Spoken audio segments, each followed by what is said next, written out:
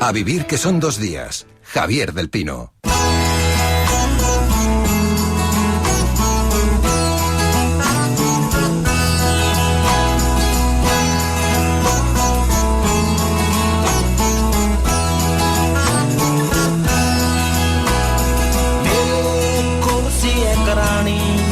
शायद मैं कहमा ओदे कोल सी मैं ओदे ओदा कमरा दुखा लिया है नी ये अच्छी नॉर्वेजियन लकड़ी ओदे क्या रेला ना मैं जा जित भी तेरी मर्जी मैं आले वाले दिन क्या कोई उठे को सी नी सी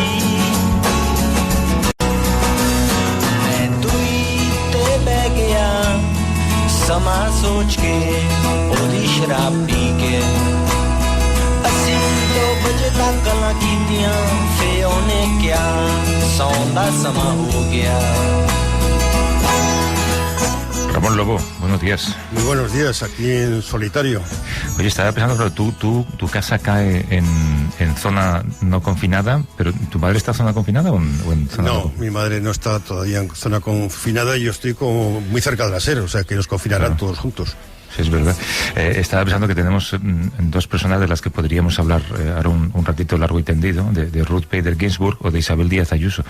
Me duele tanto ponerlas en la misma frase que no sé por dónde empezar. Sí, podemos empezar por la lista, por Ruth Bader, que ha sido un icono feminista, pero sobre todo es muy interesante la batalla que se abre ahora, porque, como decíais ayer, los republicanos bloquearon a Obama el nombramiento del sustituto de Scalia, que murió en febrero del 2016, o sea, a 8 meses de las elecciones, y ahora a 6 semanas Trump quiere nombrar un sustituto. Bueno, pues no solo lo bloquearon, es que además Mitch McConnell, que sigue siendo el mismo líder, sí, lo bloqueó diciendo que es que no está bien a poco tiempo de las elecciones escoger al juez del Tribunal Supremo, que hay que dejárselo al siguiente presidente, ¿no? Y justo ahora dice lo contrario. Este es uno de los tipos más inmorales que purgan por la política americana. De todas formas, hay una información hoy del País que habla de 2 senadores, y yo añadiría tercero, que es Mitt Romney, que posiblemente no estén por la labor. Susan Collins, que es una senadora de Maine, Lindsey Graham, que se está jugando el escaño, y hay varios senadores republicanos que pueden perder sus escaños en las elecciones de noviembre. Entonces, igual Trump se da una bofetada. Sí, pero si no recuerdo mal, con 3 senadores que votaron en contra republicanos, habría un empate. El voto que lo desempate ya sabes cuál Pence, es. Pero hace falta 4. Vicepresidente Pence. Sí, Pence, que lo único que sirve es para eso. Ruth Bader Ginsburg. Parece mentira cómo toda una generación de jóvenes con 70 años menos que ella llevaban su imagen en camisetas, en chapas, en todo tipo de parafernalia, ¿no? Porque estaban orgullosos de alguien que había abierto tanto camino para el feminismo siendo tan mayor. Y ahora, si quieres, di algo de Isabel Díaz Ayuso, o si quieres empezamos, lo que tú prefieres. Yo creo que es mejor empezar porque ya está confinada. Venga.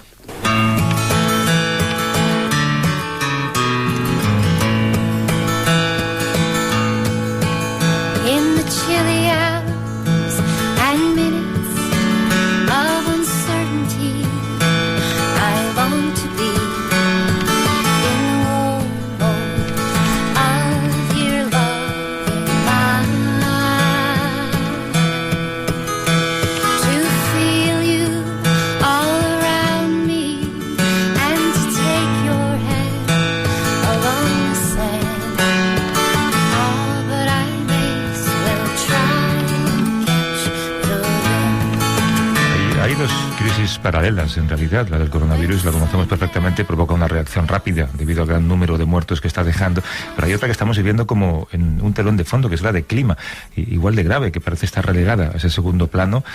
Los expertos siguen avisando que las consecuencias de las emisiones globales de CO2 pueden ser catastróficas en unos años. Nos encontramos, dicen algunos, ante la amenaza de la extinción, y seguimos viendo esas imágenes de esa luz provocada por las llamas lejanas en California, esos fuegos en Australia, y nos hemos acostumbrado, ¿verdad, Ramón? Sí, todos percibimos que algo ha pasado con el clima o algo está pasando. La discusión es que los negacionistas dicen que es la Tierra que de forma natural vive ciclos, y después están los datos científicos que demuestran que la mano del hombre está siendo capital en este momento. Son 2 crisis muy unidas. Hace poco The Atlantic sacó una historia muy interesante que hablaba de 40.000 animales que son receptores de virus, y de los cuales un 25% podían pasar a humanos. Si nosotros invadimos los hábitats de estos animales, estamos en contacto con ellos, con lo cual facilitamos la transmisión. Y en la serie Pandemic de Netflix, que ya hemos hablado de ella aquí alguna vez, se estaba vigilando una cepa de gripe aviar que se pensaba que podía llegar a matar el 30% del planeta. O sea, estamos hablando de algo muy serio.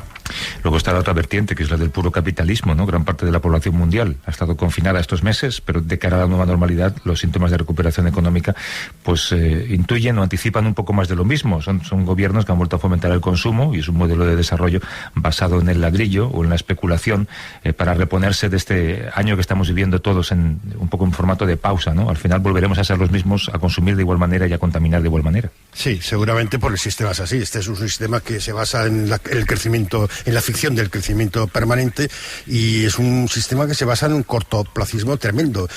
Una de las cosas que se deberían prohibir, por ejemplo, es que los altos directivos tengan bonus de las acciones de sus empresas, porque ha pasado a las compañías aéreas que lo que hacen es tratar de invertir para que suban las acciones para tener mejores bonus, o tomas decisiones que a corto plazo son buenas para tus bonus pero son malas para las empresas. Esto sería un elemento a cambiar, pero bueno, es un capitalismo que perdió los controles en el 2008 o incluso antes, y es lo que habría que recuperar. Claro, hay que tener en cuenta siempre y recordar. Luego hablaremos, por cierto, con alguien sobre esto, en un caso muy particular, que hay muchas empresas que se benefician de que las cosas vayan mal. Esto es una paradoja, pero es real. El cambio climático avanza, implacable, eso desde luego es ineludible. Vamos a hablar con Mario Rodríguez Vargas, que es director ejecutivo de Greenpeace España. ¿Cómo estás, Mario? Buenos días. Hola, buenos días, ¿qué tal? Yo decía que nos acostumbramos a las imágenes estas de los fuegos, especialmente en lugares como California, también en España, muchos veranos. ¿Tú crees que todavía queda gente que piensa que, bueno, pues que esto es fruto de la casualidad y que esto se debe a que hace calor en verano? Bueno, yo creo que cada vez hay menos, pero los hay. Yo creo que además influye mucho que haya líderes mundiales negacionistas en países importantes. Hablabais de Estados Unidos, los incendios de Australia, yo añadiría los de Amazonia, ¿no? En el Brasil de Bolsonaro, que evidentemente arrastran a mucha gente. Por lo tanto, hay un riesgo y que no hay que minusvalorar de la capacidad que tienen estos líderes de cambiar la percepción social en ciertas capas de la sociedad. Y esto es muy peligroso porque es verdad que, como decís, el cambio climático, que es una pandemia ambiental, bueno, pues está ahí. Lo que pasa es que sus efectos, sus impactos no son tan claros y a tan corto plazo como está ocurriendo con la COVID, ¿no? Entonces, estamos en una situación, a mi juicio, que hay que seguir con detenimiento porque se podría producir una involución en la percepción social, ¿no? sobre el cambio climático hacia peor. Sí, pero corresponde a los líderes, como dices tú, intentar hacernos comprender la complejidad de lo que vivimos y la necesidad de actuar. Y no parece que esto esté en la agenda, ¿eh? No, al contrario, yo creo que, lo comentabais muy bien también en la introducción, tiene que ver con la tecnología, no lo soluciona todo, no se trata solo de cambiar el sistema energético, la forma de movernos, la forma de alimentarnos, que son elementos clave, ¿no? Para atajar el cambio climático. Hay que cambiar dos elementos más. Uno es la mentalidad, un cambio de mentalidad profundo para que la gente sea consciente de que en menos de una década puede haber efectos irreversibles que nos van a afectar de forma directa y contundente. Y por otro lado, efectivamente, el sistema económico que tenemos produce esta locura que estamos viviendo y esta superposición de pandemias globales, sean ambientales o sanitarias, porque al fin y al cabo todas están correlacionadas con la degradación de la naturaleza. Y esto es un tema que entiendo que es difícil de entender porque es a muy largo plazo, pero cambiamos esos tres elementos o realmente será difícil el poder atajar a tiempo el cambio climático. Porque ya existen desplazados y refugiados climáticos, y si vamos a un aumento de los secarrales, va a haber el agua, puede ser un elemento de guerra, vamos a un mundo muy distinto, y la Unión Europea no parece tampoco que esté haciendo gran cosa, ¿no? Sí, efectivamente, ahí tenemos una lucha de hace muchos años, pues organizaciones como la nuestra y otras muchas, para primero que sea reconocida la figura de refugiado climático jurídicamente por Naciones Unidas, que todavía no está reconocido como tal. Y de hecho, bueno, evidentemente ya hay refugiados climáticos, estamos hablando de centenares de miles al año, de millones en la última década. Y en el origen de muchos conflictos que se están dando, que están dando lugar a grandes movimientos migratorios, hay un sustrato también de origen ambiental o climático. Muchas de las personas que huyen del África subsahariana huyen de hambrunas producidas por sequías persistentes, o no olvidemos que uno de los elementos del origen de la crisis en Siria, que dio lugar a la crisis tan brutal que se está viviendo y que estamos percibiendo en Europa, tenía también lugar con una sequía en el centro del país. Por lo tanto, sí, efectivamente hay una conexión muy clara, ¿no?, y que se va a ir incrementando con el paso del tiempo entre cambio climático y refugiados, va a ser la gran ola de los próximos 20 años. Y hay una cosa que a mí me gustaría resaltar, y es que no habrá valla, por alta que sea, que pare esos movimientos, y no habrá mar que lo impida, porque la gente no tendrá nada que perder, y estamos hablando de movimientos de población desesperada, que no tiene nada que comer, que no puede subsistir en esas condiciones tan extremas climáticas, y es algo que habrá que seguir muy de cerca y a la cual no se le puede dar la espalda con cálculos a corto plazo. Pero bueno, evidentemente, como decís, a día de hoy no está realmente en la agenda, claramente en la agenda política ni de la Unión Europea, ni creo que a nivel global, ¿no? Yo creo que es un poco responsabilidad de todos, también de los que nos dedicamos a la comunicación, ¿no? Da la impresión de que es un mundo, yo creo que por la propia naturaleza humana, en el que la gente solamente se moviliza cuando algo le afecta a él directamente. Entonces, si esa persona entiende que el próximo confinamiento puede ser porque no podemos exponernos al sol, ¿sabes? Porque el agujero de ozono es inmenso, yo qué sé. Entonces, a lo mejor así actuaríamos, pero no parece que lo estemos haciendo bien, ni nosotros, ni vosotros, ni los políticos, ni nadie. Sí, esto es verdad. Yo creo que hay que seguir haciendo, ¿no?, un esfuerzo en la medida de cada una de las posibilidades de cada persona individualmente y de cada colectivo y de cada sector, ¿no? Porque sí es cierto que aunque cuando se hacen encuestas la gente sí que considera que el cambio climático es uno de los grandes problemas a resolver, pero cuando ya bajas al plano diario, al plano de actuación, en el que tiene que haber cambios en la forma de movernos, en la forma de consumir energía, en el hecho de consumir menos, cuando ya te afecta la vida diaria, la cosa se matiza bastante y se reduce bastante el grado de acción de la ciudadanía. Esto es una realidad y hay que evidentemente luchar contra ella, y el tiempo se acaba. Nunca hemos sido alarmistas, siempre llevamos décadas denunciando los efectos del cambio climático, y ahora es cierto que hay un consenso científico generalizado de que hay que actuar en esta década. Por lo tanto, ya no solo se trata de cambiar cosas, sino de cambiarlas rápido. Esta es la cuestión, que está muy conectada, salvando las distancias, claro, con la pandemia de la COVID que estamos viviendo. Son cambios muy rápidos, muy bruscos, que producen de hecho, cambian los hábitos sociales en cuestión de meses, como ha ocurrido con la pandemia. Pues aquí tiene que ocurrir algo parecido a escala de una década. Esto es lo que hay que intentar que la ciudadanía entienda, que los sectores económicos entiendan, y que esto va a ser más difícil, los políticos también entiendan, ¿no? Pero es la única forma, el único camino que hay para atajar esta pandemia ambiental, climática, que vamos a vivir si no se toman medidas. Mario Rodríguez Vargas, que es director ejecutivo de Greenpeace España. Gracias, Mario. Un abrazo y suerte con todo. Muchas gracias. Gracias, ha sido un placer.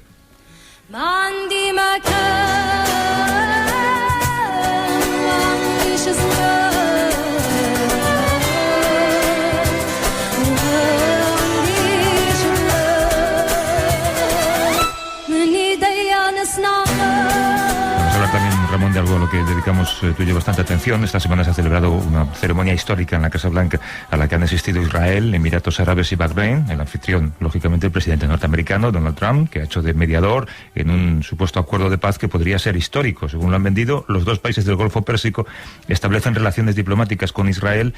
A cambio, Netanyahu suspende temporalmente la anexión de territorios palestinos ocupados, que es como si tú y yo firmamos un acuerdo en el que aceptamos no invadir Polonia.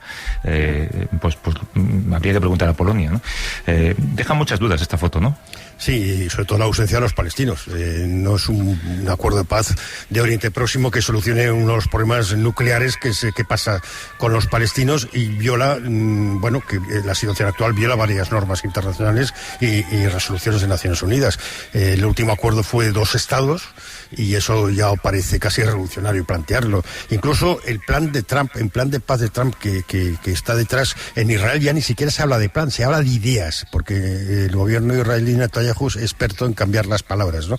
Este es un balón de oxígeno para Trump, y es un balón de oxígeno sobre todo para Netanyahu, que tiene graves problemas internos. Sí, pero estamos a muy pocas semanas de elecciones en Estados Unidos, y es un acuerdo que puede suponer un buen empuje electoral para Trump, ¿no? Bueno, yo creo que ahora con lo de Ruth Bader va a ser menos, porque va a estar otros elementos encima de la mesa. Un Tribunal Supremo que puede decidir sobre el aborto, sobre libertades, sobre inmigración. Yo creo que esto va a quedar un poco más lejos, pero efectivamente es una foto que le viene bien. Las cartas están echadas, pero en este juego puede haber muchas trampas. Vamos a saludar a Eugenio García Gascón, que es periodista especializado en el conflicto palestino-israelí, ha sido corresponsal de varios medios en Oriente Próximo durante más de 20 años. Nos atiende desde Segovia. ¿Cómo estás, Eugenio? Buenos días. Hola Eugenio, ¿cómo estás? No, pues parece que hemos perdido es que Segovia está más lejos de lo que parece. Eso te iba a decir, igual podríamos llamar a Aurelio, ¿no? A ver si nos echa una mano con la línea telefónica. Bueno, él es una historia curiosa, ha estado muchísimos años en Jerusalén, es uno de los periodistas que más sabe de Oriente Próximo, muy respetado por todo el mundo, poco querido por Netanyahu, y ya se ha retirado y se ha vuelto a España y ahí está en Segovia, que es un sitio que nos gustaría estar mucha gente. Vamos a ver si lo intentamos otra vez por viejos métodos. ¿Cómo estás, Eugenio? Buenos días. Hola, Eugenio. No, pues nos dicen que está por teléfono, pero no nos debe escuchar. ¿Sabes qué? Vamos a hacer una pausa, tenemos que hacerla de todas maneras, tenemos una desconexión por delante, aprovechamos para resolver cuestiones técnicas y seguimos, ¿vale? Hecho. Venga.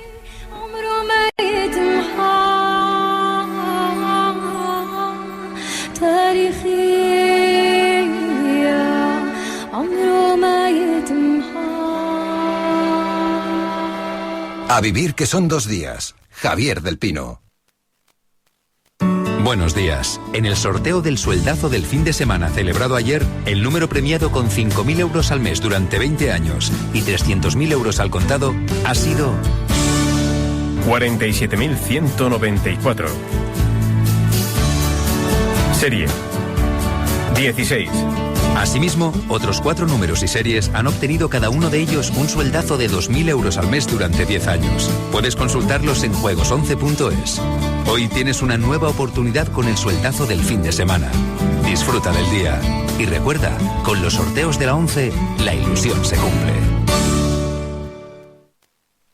Si eres accionista de IAG, ya puedes participar en la ampliación de capital lanzada por la compañía con derecho de suscripción preferente hasta el 26 de septiembre. Aquellos accionistas que no ejerzan sus derechos verán su participación diluida. Para más información, consulta con tu banco en la web iergroup.com o en el teléfono 900-800-901. El folleto de la ampliación de capital ha sido aprobado por la CNMV. Su aprobación no debe considerarse como un refrendo ni de los valores ni de IAG.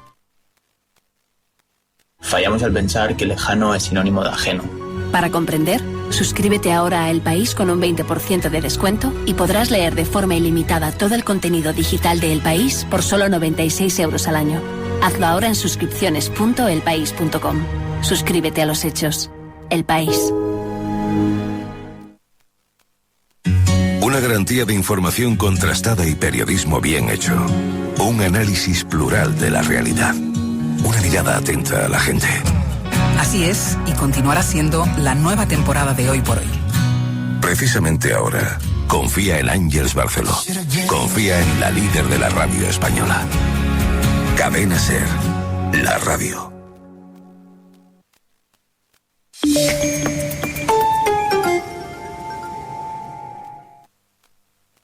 Radio Granada. Compra online en bricodepo.es todo lo que necesitas para tu hogar y recíbelo en casa en 3 días o recógelo en tienda en 1 hora. Bricodepo, bricolaje y reformas. Me llamo Marta, tengo 19 años y estoy estudiando educación infantil en La Inmaculada. Me encanta mi carrera. Yo me llamo José, tengo 27 años y soy maestro de primaria. También estudié en La Inmaculada y ahora tengo trabajo de lo mío. Maestro, es lo mejor que me ha pasado. ¿Y tú, quieres ser maestro? No lo dudes. Ven al Centro de Magisterio La Inmaculada, porque invertir en educación es invertir en tu futuro. Con la Semana de la Movilidad llegan nuevos autobuses a Granada, de tecnología híbrida, un transporte más limpio, más seguro, más sostenible, por una nueva movilidad. Vuelve al bus, seguimos moviendo Granada. Transportes Rover, Ayuntamiento de Granada.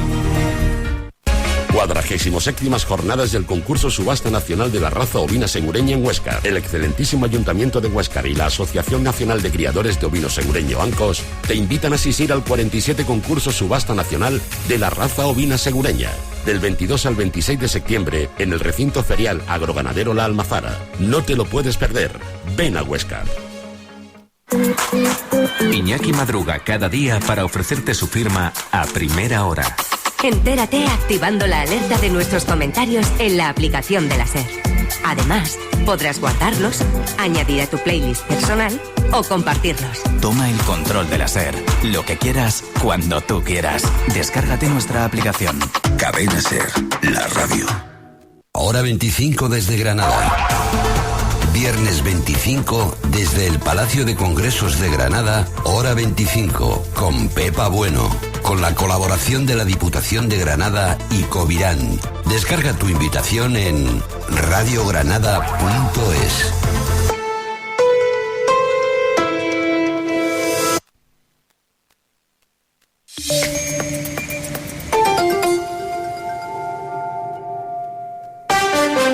Queridos oyentes, les recordamos que hoy es domingo, excepto para la última ganadora de Euromillones. Para ella no es domingo, es el día de estar con sus abuelos hasta la hora de la cena y después toda la semana.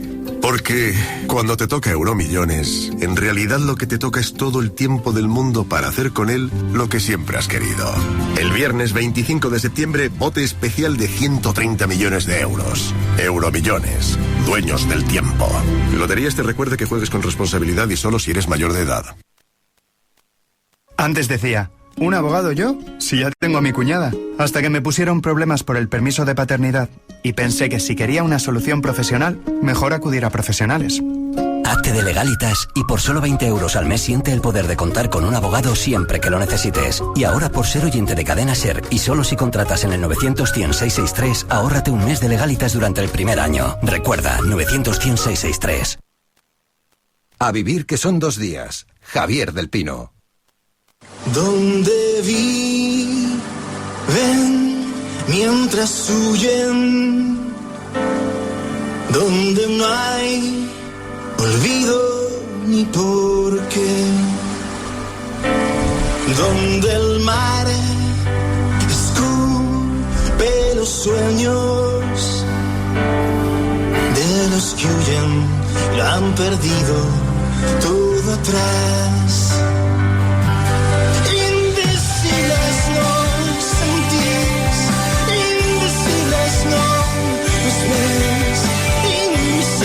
no son nadie los que llegaron del mar.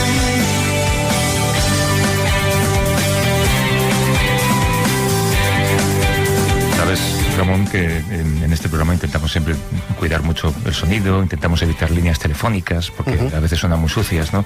Y cada vez que tenemos un invitado, pues vamos de mejor a peor, digamos. Primero tratamos de usar aplicaciones que permiten un sonido mejor, luego si la conexión a internet es peor, pues vamos bajando hasta que llegamos al teléfono móvil y al final casi a gritos. Pero hay veces que ni por esas, ¿eh? Yo creo que esta es la mano de Netanyahu. ¿Tú crees que está por ahí detrás? Sabes también que no, otra norma que tenemos es no usar músicas que tengan que ver con aquello de lo que se está hablando. ¿Qué me dices? Esa es norma nueva. No recibiste la circular. No, esto que este está... es un recurso radiofónico barato que aquí dejamos de usar. Esto está en lo de Ayuso, ¿no? Sí, está en el informe que te mandamos el primer día, pero veo que no te lo has leído. No. En fin, háblame de esta canción. No, yo soy como Reagan. A partir de tercera línea ya no leo. Esta es una canción de un grupo que se llama Invisibles, se llama Allende, y explica un poco la problemática de la gente que huye, de qué huye y por qué quieren venir con nosotros. Sí, son imágenes del campo de refugiados de Moria, que hemos estado viendo últimamente en la isla griega de Lesbos, calcinado por las llamas y las de miles de migrantes abandonados a su suerte en carreteras cercanas a ese campo. Y esas imágenes nos acompañan, pero de nuevo es como con el cambio climático, ¿no? Son un telón de fondo al que casi nos hemos acostumbrado, ¿no? Son la última crónica del dolor de los migrantes, pero cuando las vemos en los medios de comunicación permanecemos en parte ciegos ante lo que hay detrás, que es un negocio de control migratorio que está ahí escondido y está siempre latente y está a punto de ganar más dinero, que es lo que consigue siempre, ¿no? Capitalizar ese negocio complejo, ¿no? Favorece a muchos. Sí, porque claro, como todo es seguridad, no han desaparecido los derechos humanos, ha desaparecido un poco la legislación internacional que nos obliga a acoger a los refugiados. Ni siquiera sabemos quiénes son los buenos y los malos, porque en Moria había un 70% de las personas vienen de Afganistán. Muchas mujeres y niños que huyen de una violencia ambiental, doméstica, constante, se han visto acompañadas por hombres que practican esa misma violencia en el campo de refugiados de Moria. Ni siquiera hemos sido capaces de distinguir quiénes son las víctimas, que son la mayoría de los victimarios. Entonces nosotros los abandonamos ahí, hacemos unas construcciones, la seguridad, alguien hace negocio, privatizamos por completo nuestra responsabilidad y deslocalizamos nuestra responsabilidad en Libia y en otros países a los que pagamos para que no vengan inmigrantes. Y esto es una vergüenza, claro. Lo externalizamos de alguna manera. Hay una investigación de la Fundación Por Causa que apunta a que tras la desinformación y los discursos de odio sobre fronteras y sobre migrantes ilegales, hay grandes corporaciones Dentro de un rato daremos algunos nombres, grandes corporaciones que se benefician económicamente. Así que saludamos a un buen amigo de este programa, que es Gonzalo Fanjul, es activista contra la pobreza, director del área de investigación de Por Causa. ¿Cómo estás, Gonzalo? Buenos días. ¿Qué tal? Buenos días, Javier. Cuéntame por qué os planteasteis hacer esta investigación. Pues en realidad yo creo que vosotros lo habéis dicho muy bien. Este es un sistema inmoral por muchas razones, pero sobre todo es un sistema insensato, es un sistema ilegal en ocasiones y casi siempre centrado de manera obsesiva en el control de unos flujos que de manera objetiva no suponen una amenaza para nuestros países, ni para nuestras economías, ni nuestras identidades, ¿no? Y nosotros nos preguntamos con esta investigación no tanto quién pierde con las políticas migratorias, que eso lo estamos viendo todos los días, lo hemos visto en Moria, lo vemos en el Mediterráneo y lo vemos en nuestras propias ciudades, sino más bien quién gana. ¿Qué intereses puede haber detrás de mantener este sistema, ¿no? Es evidente que hay una parte, digamos, del espectro ideológico de los partidos que son abiertamente xenófobos y que tienen razones ideológicas o identitarias para oponerse a esto, pero en realidad son una pequeña minoría. La inmensa mayoría de los representantes políticos, de los partidos, yo diría que de los ciudadanos, tienen una opinión bastante más neutra y, sin embargo, siguen considerando la inmigración como un problema o como una amenaza, ¿no? Y nosotros tratamos de rascar ahí, tratar de entender quién está detrás de toda esa lógica. Y eso nos llevó a investigar esto que hemos llamado la industria del control migratorio, una industria que es equiparable a otras como la de la defensa o la farmacéutica y que de hecho opera de manera muy similar, ¿no? Sí, con puertas giratorias, luego hablamos de eso, pero podemos decir entonces, Gonzalo, que cada vez que escuchamos un discurso anti-inmigración, sin hacer demagogia, digamos, cada vez que escuchamos a Abascal, ¿hay empresas que se frotan las manos? Javier, no hay absolutamente nada casual en lo que estamos viendo. No hay nada ocurre porque sí. Hay una lógica económica detrás de todo esto, que es a su vez una lógica política, y esas dos lógicas se retroalimentan. Este es un círculo vicioso de puertas giratorias que son de personas pero también de ideas, en donde la idea de la inmigración como un problema, como una amenaza que debe ser controlada a toda costa, pase lo que pase, aunque eso suponga, como decía Ramón antes, cruzar todo tipo de líneas rojas en materia de legislación internacional o en materia de protección, eso va a ocurrir y la fila de contratistas que están dispuestos a hacer que eso ocurra es interminable. O sea, gastamos mucho dinero en el control de las fronteras, pero gastamos muy poco dinero en el cuidado de las personas que llegan hacia nosotros, con los que tenemos una obligación legal. Bueno, el cuidado, por supuesto, pero también yo diría que la mera integración laboral. Hay que recordar que por cada refugiado que hay en el planeta hay 9 personas que son migrantes económicos, que se desplazan de manera perfectamente natural, de manera legal, que constituyen la base de nuestras economías, el futuro demográfico y económico de Europa. Este es un sistema migratorio obsesionado con controlar, no con gobernar esos flujos. Y mientras sigamos poniendo la atención ahí y sigamos intensificando la industria militar de la frontera, lo que estamos haciendo es ignorar la necesidad de regular un sistema migratorio del que dependemos y al que la Unión Europea se va a asomar a finales de este mes cuando plantee la reforma de su sistema de migración y asilo. Déjame incorporar a la conversación a Ana González Páramo, que es abogada e investigadora senior de la Fundación Por Causa. ¿Cómo estás, Ana? Buenos días, estás en La Haya. Sí, hola, ¿qué tal? Sí, aquí estamos. Mira, por entenderlo de alguna manera, con una pandemia hay empresas que hacen negocio, lamentablemente. Algunas lo hacen para hacer el bien. Son las farmacéuticas que tienen de repente un negocio por delante. O, por ejemplo, fabricantes de termómetros, ¿no? Pues son empresas que se benefician. Con la inmigración hay empresas que se benefician. La única diferencia es que la inmigración podemos retenerla en lugares como Lesbos. ¿Ana? Sí, perdona. No, te preguntaba qué tipo de empresa se beneficia de que haya... Sí, perdona, que no... Sí, bueno, en realidad, estamos hablando de no solo empresas, sino de todo un entramado de no solo empresas, sino instituciones e ideólogos mismos, ¿no? Que quieren, pues hacernos creer que solamente hay una manera de gestionar la migración, que es, pues frenándola en las fronteras exteriores e incluso llevándola a través de la externalización mucho más allá, ¿no? Entonces se trata, pues eso, de primero también de expandir una sensación de miedo desproporcionada, a la que hablaba antes Gonzalo, de que no podemos gestionar esta movilidad humana, que no es verdad, y luego una serie de intereses que son algunos legales y otros incluso ilegales, porque cada vez que pones un peaje surge pues una respuesta dentro incluso de los grupos criminales de los traficantes de migrantes. Es decir, que todo se pone al servicio de fortificar esas fronteras y de llevarlas cuanto más lejos mejor, ¿no? Y a través de eso pues se condicionan incluso políticas como la cooperación al desarrollo, la política de vecindad, en fin, que realmente es todo pues es un entramado de intereses que ya es muy difícil de cambiar, incluso con el nuevo pacto que anuncian. En nombres, digamos, ¿qué protagonistas de esta industria son actores en este sector de seguridad y defensa, que supongo que son los grandes beneficiados?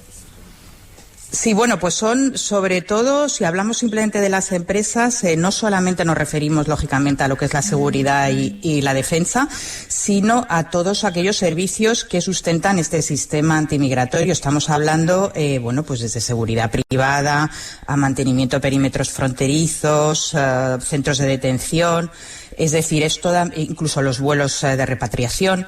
En realidad suelen ser, si nos referimos solo a lo que son las empresas que más se lucran, suelen ser negocios orientados a estos sectores, ¿no? Al armamentístico, aeronáutico, telecomunicaciones, que tienen casi siempre un alto grado de dependencia del sector público y sobre todo que están muy expuestos a los riesgos derivados de los cambios, ¿no? O sea, que están muy interesados y muy integrados en todo lo que es el círculo de la influencia desde Bruselas. Ellos están en la misma concepción de las políticas, ¿no? Desde Bruselas, los pasillos ministeriales hasta la misma valla de Melilla. Están en todas partes. Hay datos, Javier, que entre 2014 y el 19 unos 660 millones de euros se han gastado en protección de las fronteras. En el 67% de estos contratos se ha hecho a través de contratos pequeños que están fuera de ningún tipo de control. O sea que es un mundo también opaco, donde no hay control público de qué se hace con el dinero público. Sí, además el ranking de las 20 empresas que mayor cuantía recibieron en ese periodo incluye a grandes multinacionales, ¿no, Gonzalo? Sí, hay empresas como Indra, Telefónica, Eulen, empresas que... ACS, de Florentino, que están todas las salsas. Es decir, empresas que efectivamente están en todas las salsas. Es decir, que han encontrado en esto otro sector, una forma de expansión de negocio, ¿no? Hay empresas que, el caso de Indra es muy significativo, ¿no? Porque ilustra bien el modo que no solo en España, sino en el conjunto de Europa, la industria de la defensa ha ido trasladándose de manera lenta pero continuada a este nuevo sector, que es un sector, en fin, perfectamente militarizado, ¿no?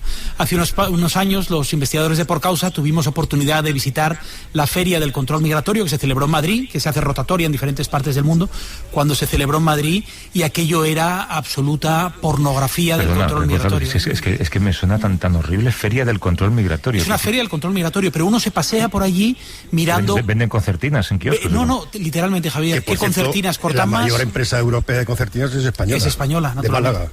Así es. Es decir, que esto es, en fin, es una feria como cualquier otra, ¿no? Es decir, que este es un mercado que está sujeto a una demanda, y esa demanda es una demanda generada, y ahí es donde yo creo que el asunto se vuelve más complicado. Cuando estas empresas invierten mucho dinero, dedican mucho tiempo en los pasillos de Bruselas o con el Ministerio del Interior español a generar esa demanda, a generar la idea de que la inmigración es una amenaza, ellos se convierten en la profecía autocumplida. Son las empresas que van a resolver el problema que ellas mismas han creado, que ellas mismas han denunciado, ¿no? Y por lo tanto la lógica de la gestión de la frontera no es una lógica de acogida. Por cierto, que la gestión de la frontera, esto sí me gustaría dejarlo claro, nosotros no pretendemos que sea bajo ninguna circunstancia un sistema de puertas abiertas o de papeles para todo. Una frontera se debe gestionar, lógicamente, con un grado suficiente de control, ¿no? Pero eso significa, en primer lugar, cumplir la ley. Como decía Ramón antes, la Unión Europea está obligada a proteger, obligada a cumplir unas normas internacionales, y sobre todo significa gestionar la frontera también en beneficio de otros muchos sectores económicos que se benefician de la inmigración y que están padeciendo este sistema de control obsesivo, ¿no? Es que pasa con las guerras, Javier. Prima la economía de la guerra, pero no la economía de la paz, que genera mucho más dinero. Aquí, si nosotros invirtiéramos en seleccionar quiénes son los migrantes que realmente están huyendo de las víctimas y los victimarios.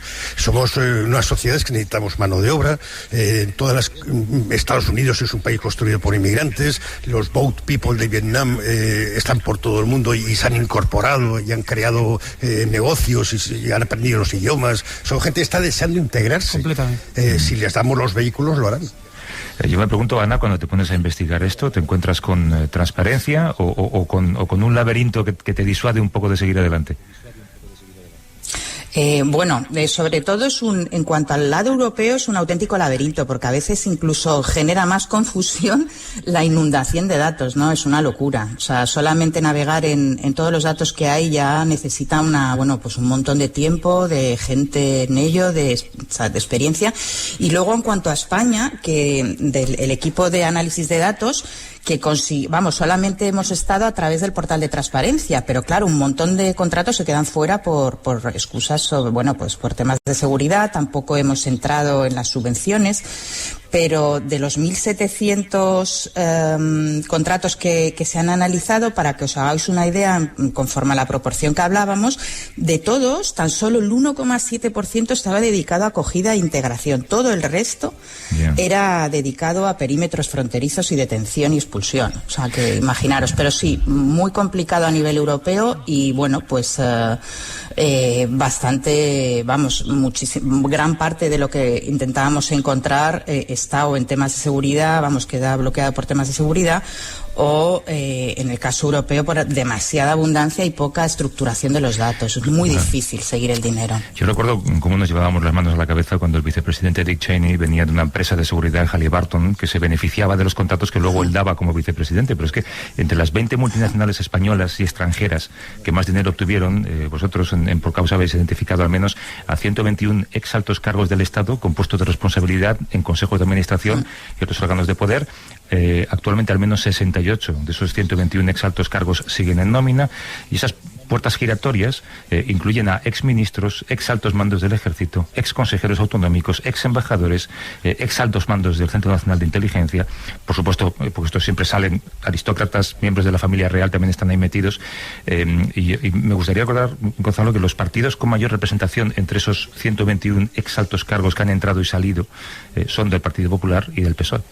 Bueno, aquí hay una lógica absolutamente continuista. Aquí es muy difícil decir que el Partido Socialista ha gestionado esto de manera muy diferente al Partido Popular. Hay una lógica de Estado. Yo creo que probablemente lo que da más continuidad es toda la órbita, el ecosistema del Ministerio del Interior, que es un ministerio que tiene un poder absolutamente desproporcionado en la definición y en la gestión de la política migratoria en muchos países, pero desde luego en España es un caso. Lo estamos viendo ahora con el debate sobre la regularización. La regularización de cerca de 400.000 inmigrantes en nuestro país es una medida que no solo tiene sentido desde un punto de vista humanitario, sino epidemiológico, económico, y sin embargo sigue habiendo un bloqueo ahora, un bloqueo mental, político, dentro del gobierno, y nosotros sospechamos que el Ministerio del Interior tiene mucho que decir en este asunto, ¿no? Mientras una política que es esencialmente una política de trabajadores y de acogida humanitaria siga estando en manos de la policía, que hace un trabajo espléndido por muchas razones, pero que tiene una función, que es detener, controlar y una lógica muy determinada, vamos a tener un problema, ¿no? Y yo creo que Ana ha sido muy modesta cuando lo ha planteado. Ella, junto con otros compañeros, han dirigido un equipo durante un año y medio de investigación, que ha sido un absoluto infierno de búsqueda de información, de petición de información, de opacidad, de carrera de obstáculos. No hay ningún tipo de transparencia en este sector, ¿no? De hecho, ahora estamos tratando de financiar la tercera parte con un crowdfunding, la tercera parte de la investigación, y resulta muy difícil encontrar apoyo para este tipo de estudios. Claro, yo creo que habría que decir que no hay nada ilegal en lo que han hecho. Es el mercado, amigo mío, como diría alguien, ¿no? Pero claro, resulta obsceno pensar que detrás de cada persona que está en ese campo de refugiados hay alguien cuyas acciones en bolsa están subiendo. detrás de cada refugiado hay un contratista. Esa es, para mí esa es la lógica que yo he llegado a aprender. Lo estamos viendo en Moria ahora. Prácticamente no se habían apagado los rescoldos del incendio que ha tenido lugar estos días, y ya había un contrato asignado a una empresa, que de hecho se estaba negociando antes, a una empresa griega, para reconstruir todo aquello, para volver a cometer el mismo error, a construir espacios, no lugares, como lo han llamado algunos especialistas, que por cierto son muy similares a los que existen en Estados Unidos, en Australia, en zonas del sur de Asia. Esta es una lógica que se repite en todos los grandes polos de destino del mundo, ¿no? Y es una lógica perversa, criminal, que merece toda la atención que le podamos prestar. Déjame despedir a Ana González Páramo, que es abogada e investigadora senior de la Fundación Por Causa. Nos ha hablado desde La Haya. Ana, gracias por todo. Un abrazo y suerte.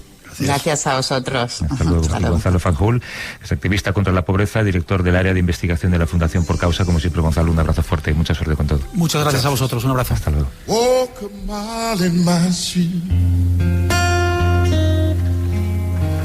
then you know how I feel. Walk a mile in my shoes,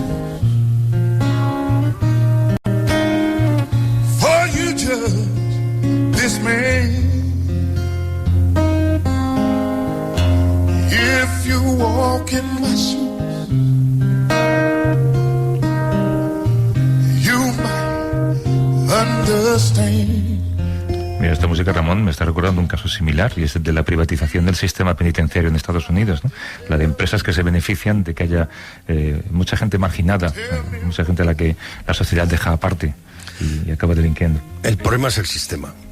Cuando decimos esto, la gente puede pensar estos son bolcheviques, bolivarianos. No, el sistema ha estado bajo control después de la Segunda Guerra Mundial, con la creación del Estado de Bienestar, con una serie de normas para que los bancos no hagan negocios en sitios peligrosos, con transparencia, prohibición, lo que decíamos antes, de los bonus por acciones, parte de los sueldos, una serie de controles mínimos, porque este sistema demostró ser mejor que el otro, que no funcionaba, y no conocemos un tercero.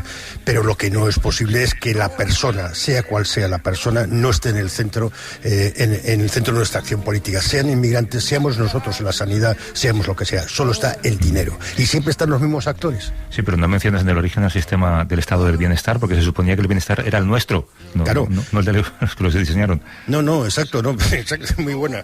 Pero claro, aquí sí, es que además es que hay un libro de Biri, de Juan Pedro Velázquez de Gaztelu, que habla sobre el capitalismo español. Todo viene de la época del franquismo. Es que todos se lo reparten, como decías ahí, con una enorme dependencia del asunto público. Claro, cuando salimos a competir fuera, hay empresas que compiten muy bien, grandes y pequeñas, pero hay otras que no saben competir.